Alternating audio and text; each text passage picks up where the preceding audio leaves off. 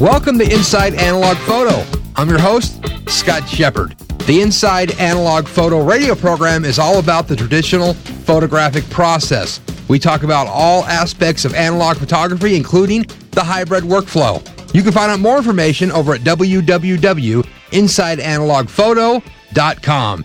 And of course, Inside Analog Photo is brought to you by Fujifilm, making life more colorful. These guys have the coolest instant photography materials known to mankind. They have, of course, the pack film and 3¼ by 4¼ and 4x5, color and black and white. They have the Instax systems in the wide format, the Instax 210 camera and film, and of course the Instax Mini in the Instax Mini 7 and the Instax Mini 25, both in color film. Beautiful stuff. There's nothing cooler than instant photography.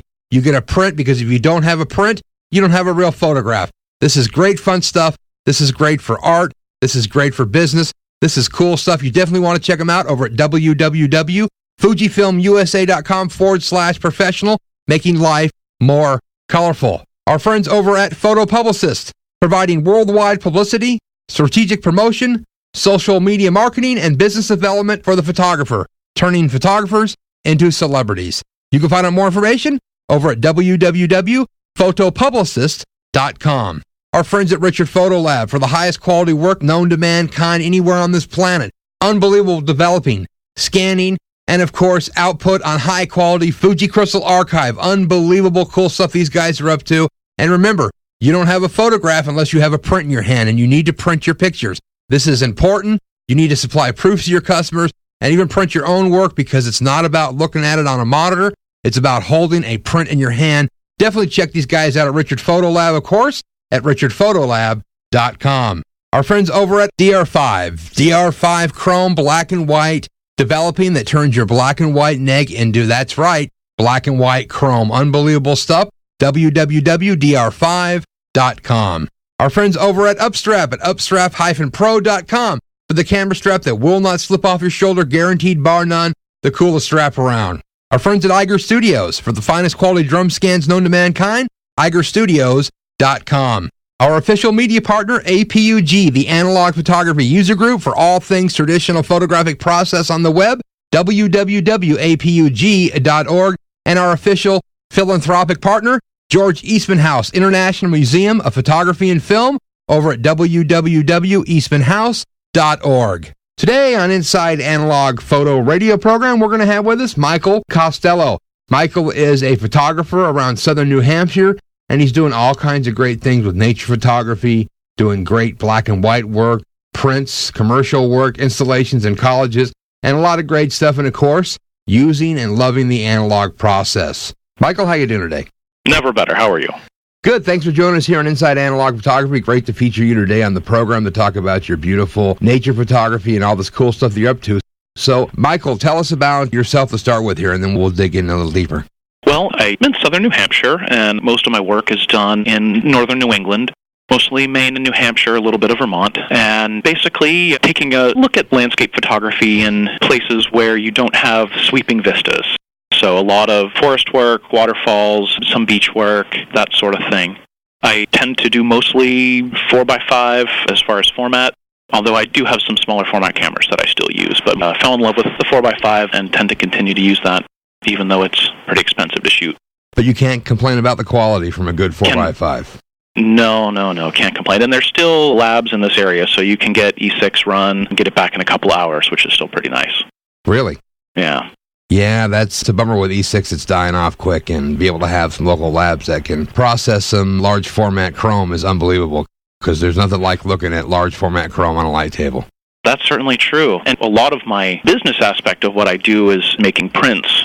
And customers that I tend to work with are usually looking for sizable prints. And when you make prints from 35 and then make similar prints from 4x5, oh, they're so much nicer. Sharpness is there, and the richness of the colors, it's just, they're beautiful. So do you typically tend to shoot for yourself? Do you tend to shoot for clients? Is your photography as a business focal point doing the prints really is the main thing? Well, right. I mean, basically, it's all spec. So I put together my inventories of images, and my customers basically give me their specifications. So size and finish, A lot of the work that I've been doing, I work with interior designers that put stuff into colleges, universities, things like that. So I finished a job at Dartmouth College not long ago, and they specified they want a block-mounted style, and pictures are laminated and things like that. So everything's done custom. So I shoot for myself, and they then choose what I've got, and we make custom prints from that. Very, very cool. So how did you get into photography? What brought you in to want to make pictures and do prints and all the stuff that you're up to? Well, my father was always interested in photography and 35mm stuff. He never got into doing his own developing or printing or anything like that. So I was always around it, but it never had anything more than like a 110 when I was a little kid. Then after I got married, I picked up my first 35mm SLR and started playing with it. But it really wasn't until I got to New Hampshire and started spending a lot more time hiking and outdoors that I got into it. And I went from 35 to a TLR and started doing some medium format stuff. And as I learned more and read more about it, primarily with the black and white that you could do yourself, and I started getting interested in the larger formats, and then eventually I borrowed a 4x5 and started playing with that and said, okay, this is what I need to do. And eventually I got my own and built up the lens collection, and it just takes years because stuff's expensive. If you're looking for something in particular, the used markets are the place to be. Very, very true. Now, do you typically like to shoot more color than black and white? Are you sticking more with black and white because you're printing in black and white now, or what's your preference in shooting? I love black and white. The dynamic range of the film is great. I tend to sell more color. I was out this weekend, and every image that I took in black and white, I also did an E6 shot as well, so I've got variation. Printing from the black and white is really a lot of fun for me. I have a darkroom at home, and I spend a lot of time down there making prints. All the color stuff goes from scans, so it's something for me to have fun with, and color just does tend to sell a little bit better. So I do both. Now, you had the thought of printing your own color, or are you still doing the black and white gig pretty much? Well, since all of my color stuff is E6... Pretty hard to print. It's hard to print, and I think availability of the papers and things like that are difficult. I have a very good relationship with a lab in the greater Boston area, and they actually use a Durst Lambda system, which uses lasers to expose traditional color paper. So you get a real C print out of it, even when you start with digital input. So it's nice. I can't complain. Well, I really think anymore that if you're going to shoot color, either it be chrome or color neg or whatever, that you need to be immersed in this hybrid workflow. Otherwise, you're going to be left with a difficult path or trying to make sebachromes or something of the sort. Alpha-chromes, whatever you want to call it today. Yeah. The hybrid situation is a needed thing, and I think that you still have the unique look of film and all the qualities that you're going to want when shooting analog, but you can get something that you can actually have made. Absolutely. There's a gallery that the lab that I'm with down there has, and they've printed a bunch of stuff and all the black and whites they've done on the Lambda, and they're just beautiful. Then, too, like you said, you did the deal for the college, so let's talk about this installation that went in and how all this was done up. Well, I work with interior designers, and so they basically spec out what they want, and I print them out for them. I did 2 jobs for Dartmouth College. A couple of years ago, they built a new visiting faculty apartment complex, and we went in and did all the artwork on the second floor, which basically that's where the visiting faculty are. There's a third floor stuff that wasn't faculty. They were pretty happy with that. We actually had to come back and do another one because the incoming college president wanted to move in, but they didn't have all the rooms done, and so we did another one for him. And then last year, there was a big renovation of Buchanan Hall in the Tuck Business School up there.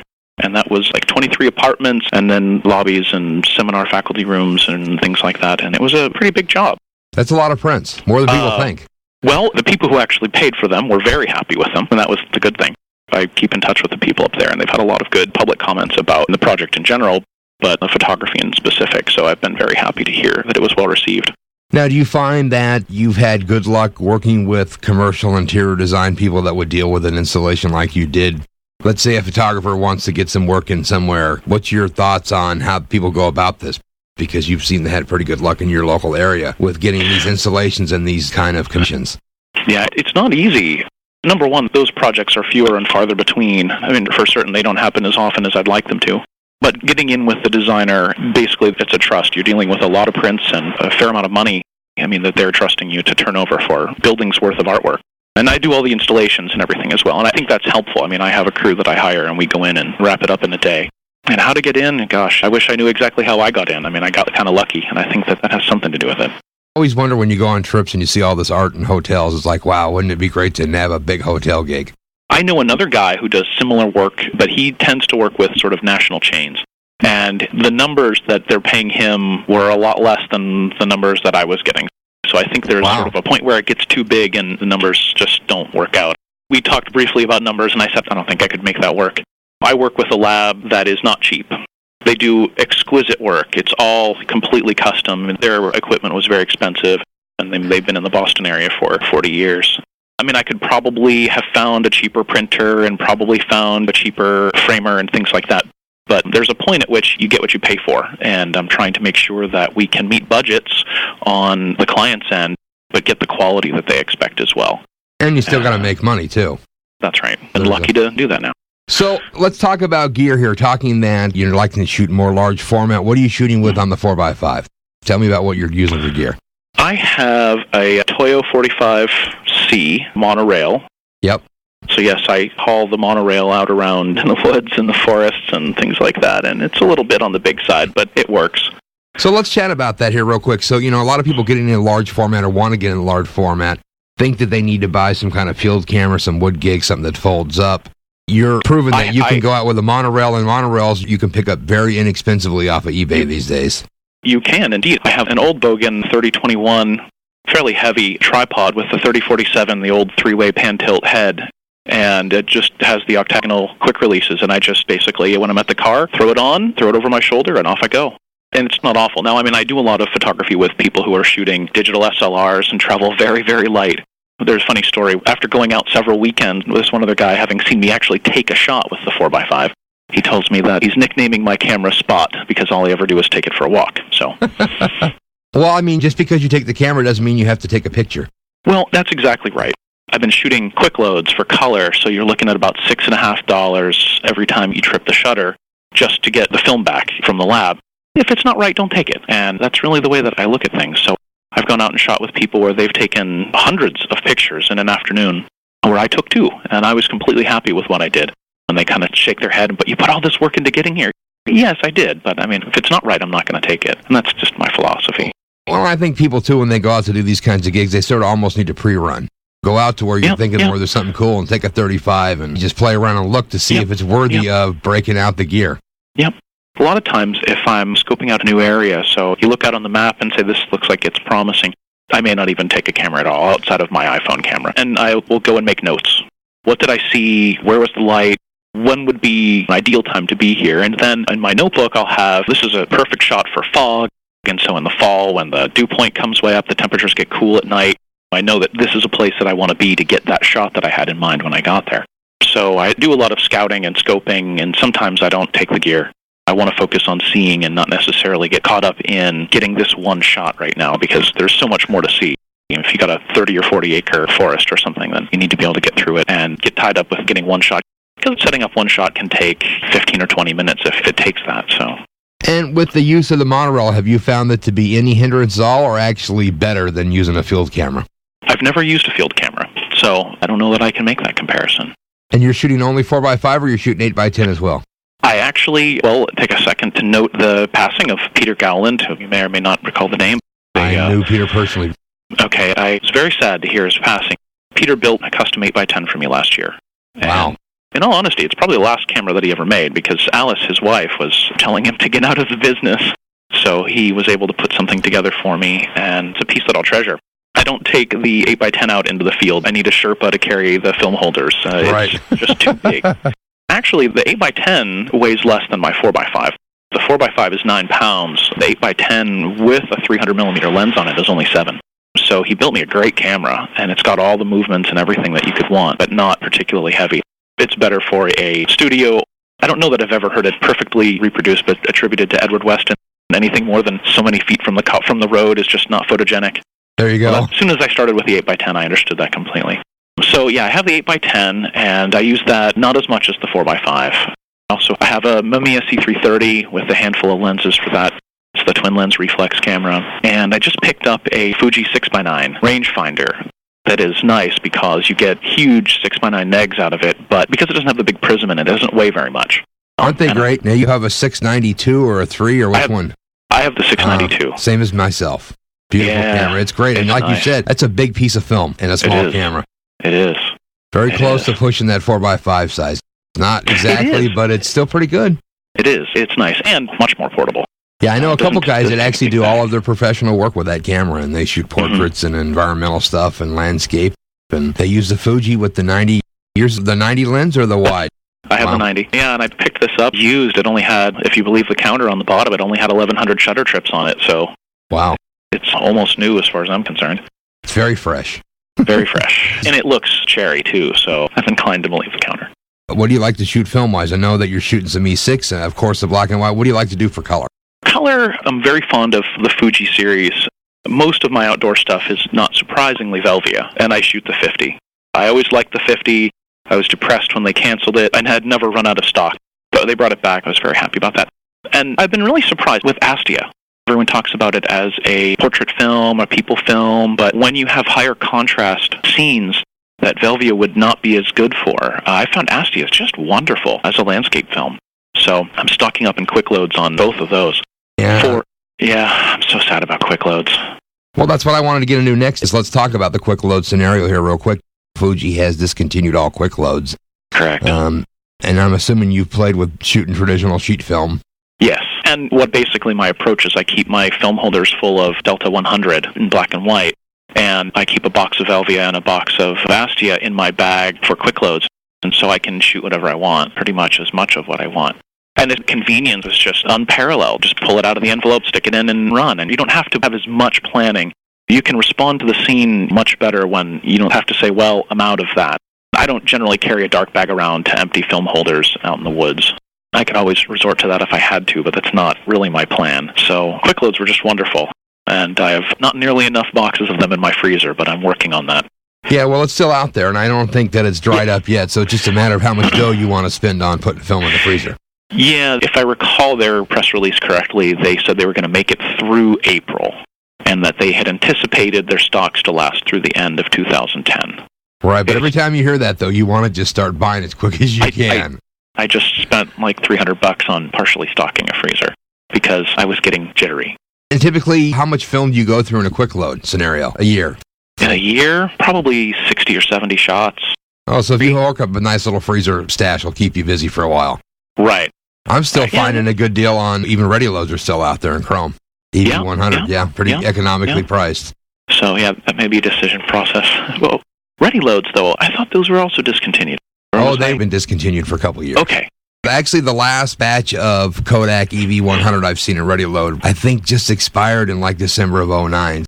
So if it's been in cold storage, it's still mighty tasty. Yeah, that is a bummer, but I guess you got to think about it as a business, and people get all freaked out because they discontinue film. But, I mean, at a certain point, the bean counters are going to just cut your legs off at the base, and that's where you go. So people don't buy it. As long as they make it, I'll buy it and shoot it. I mean, when I have to go back to regular old film holders, then I will. I mean, you don't really have any choice. But we can always get the old Graflex automatic sheet folder that holds, 7 or 8 shots? Mm-hmm. That will help on the 4x5 front. Mm-hmm. As you know, the 8x10, you're hosed anyway, so. Yeah. That 8x10 is great, though. It makes 4x5 look fast. Yep. But it's beautiful stuff, especially doing portraits. Yeah. It is. That's kind of a decide thing for me. I tend to experiment with portraits mostly with people that I know. Do you like shooting people better than shooting landscape, or do you find that you're drawn to outdoors, nature stuff more? I really like shooting landscape. What's also nice about it is that it doesn't move. So when you get it set up, it pretty much stays that way, shy of an act of God. So I really like the landscapes. People are fun, and it's a very unique challenge. I think that the portrait work that I'm most pleased with is with people that I have a rapport. And so I'm very impressed with the portrait photographers who can, having met the client once or twice, get really personal feelings in the portraits. I can't do that. I need to sit with my daughter or my friends or my son and people that I know very well, that I'm able to get that emotion to come out. And so I'm really jealous of people who can do that or make it look easy. Yeah, it's not as easy as it looks, as you well know. No, not to do it well. So let's talk about black and white. What do you like to shoot in black and white? Big fan of Delta. Yeah. Delta 100. And when I need something faster, like in the 6x9, I'll go with Delta 400. A lot of people, when they start up with black and white, they'll try every developer under the sun. I experimented a little bit with some Rodinal that I got was a mix-it-up-yourself kind of thing. I had an awful experience with it. I think maybe I messed up the chemistry, which is kind of terrible since that's more close to what I actually do during the day. Ilford said, gosh, DDX is a really great developer for this stuff, and so I played with it and I liked it, and I just kind of stuck with it. The liquid developer is wonderful because I don't have to mix up a gallon at a time or anything, and I just use what I need and dump it when I'm done. You can get great shadow detail and lots of contrast control with the developer, and I've just been very pleased with it. Now, do you typically develop your stuff manually? Do you use a Jobo? What are you doing with the development? I do tray development in my darkroom, and I actually just did 5 sheets this morning. 6 is about the limit of what I'll do in a batch. For 120, a couple of generic spools. I got it from B&H somewhere. Yeah, that's one thing nice being on the East Coast, that you can get to B&H pretty easily. Yeah, I need to visit them someday. What's nice is I work in the greater Boston area for the day job, and it's pretty much overnight shipping from New York City, so you get it pretty quick. Nice. And they stock 8x10 film, which 8x10 sheet film is expensive to begin with, and when it's not a special order, then you can get it for something that is close to reasonable to shoot. So true. So let's chat about your printmaking here. Are you doing all your own black and white in-house and shipping the color out to your lab? How's that working? Yes. What's funny is I got an interesting relationship with this lab. I was getting some E6 developed, and I was interested in starting my own black and white stuff. And the guy who runs the lab, he said, well, have you bought an enlarger yet? And I said, well, no, I haven't. And he said, come with me. And he takes me in the back room, and he shows me their black and white darkroom. And he shows me the Omega 4x5 enlarger. And then he walks me over to the Bessler 4x5 enlarger, and he shows me all the negative carriers. I got a couple of Negatrans, both in 120 and 35, and all the lenses and all the paper. And he says, how about $500 for all of this? Wow. I mean, basically, I stole it. So I now have all of Dorian's black and white darkroom in my darkroom, which is not big enough to hold it, so I have a downstairs bedroom with one enlarger in it that I have yet to sell. And the enlargers both have Ilford's multi-grade exposure systems, so it's almost like cheating. You just have a keypad to dial in contrast, so it has basically a green light and a purple light that it mixes together in a light mixing box. You want lower contrast, it dials in more green. Higher contrast, it dials in more purple. Basically, you don't have to change the exposure when you change the contrast, which is what you'd have to do with the filters. So I've got those setups, and yeah, I make all my own prints. I mean, I've printed up to 16x20s. I've never printed anything larger because the darkroom's a little on the small side, and when you start getting to 20x24 trays, I don't have the room for it right now.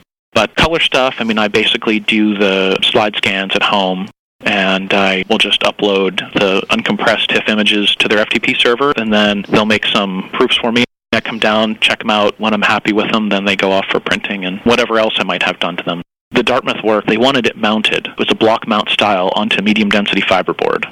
So it's this 3/8 medium-density fiberboard with a laminate over the print, and the edges are painted black. I found a couple people that could do that, and it's just pay for service. I don't get to do any of the work, which is unfortunate, but I can't do any of that work, which is nice to not have to. That is very cool to be able to have that kind of option and flexibility, and your client pays for it, so you can't complain about that. Right. No, that's exactly right. And they've been very happy with that work. After this last job, I gave them a couple of very nice print boxes full of 8x10 sized versions of all of the prints that they had made for the Buchanan Hall job. Basically what I gave them was something to remember the job by, and they were thrilled with it. And I guess they made a collage on the wall with all their work, so their clients can come in and see their work, and also mine. So, Michael, what are you looking forward to moving forward with your photography? What are you looking to do that you haven't got to do yet? Is there something that you want to shoot? Any kind of special projects? What are you working on now? What are you looking forward to currently that you want to do? I picked up a zero-image 4x5 pinhole a year or two ago, but I haven't got to shoot nearly as much as I want to. Same with the 8x10.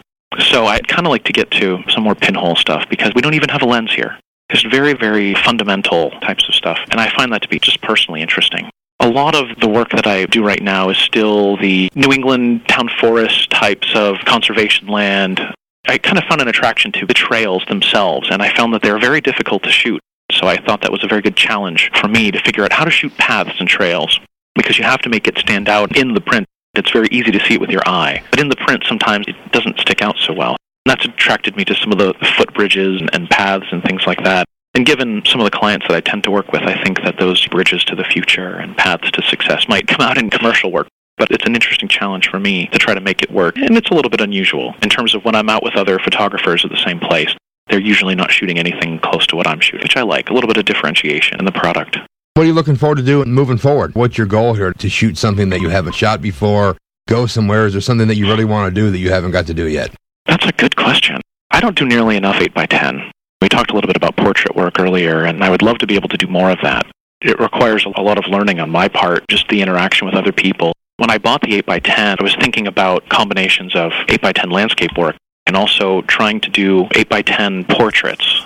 It's very difficult to make that great big camera kind of disappear. That's something I'd like to be able to do and work on that with people that perhaps I'm not either friends with or related to. I mean, that's a great challenge to be able to do these kinds of portraits and to be able to try to connect with people that you're not very familiar with and pull it off. I had been playing with some of the liquid emulsions, liquid light, for example, using watercolor paper to do that. And I was thinking about trying to get basically an antique type of style, because the liquid light gives you kind of a low contrast, sort of like the old tintypes and things like that, to try to get that antique kind of feel in a portrait using 8x10 and doing contact prints. And I'm not sure if liquid light or just regular paper is the way to go. And every now and again, I get an idea that I might try to do calotypes or something like that. But I haven't got set up with a nice UV exposure systems. So any of the alt process stuff, that's something I would really love to do, would be more of the alt process printing. Palladium, platinum, that kind of stuff is really interesting. And with an 8x10, you can make reasonable sized prints.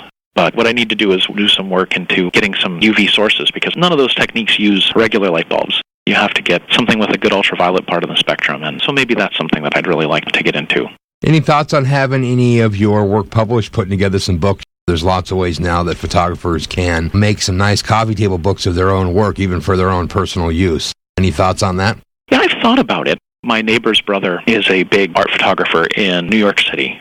And I was chatting with him about making books and things like that, because he showed me some of his. He had some very good experiences with using some of the Apple products to make books. And their color reproduction was very good, and the prices are certainly right. It's interesting. I don't know that I've got a project that I'm ready to put my own book together on just yet, but that has certainly been in the back of my mind for a while. The prices are fantastic. You couldn't make books like this 5 years ago, I don't think. Well, no, and especially with Apple's thing, you can just drop your college install into iPhoto and make a book that's stunning for $30. That's right. It is pretty cool stuff. That's right. So, Michael, let's talk about your website, your blog. They can go look at your beautiful photography, the images that you're doing, prints, what you're up to. Where do they find out all this great information? Well, my website is www.michaelcostolo.com. I'll spell it, MICHAELCOSTOLO.com. Everything pretty much is linked from the front page there.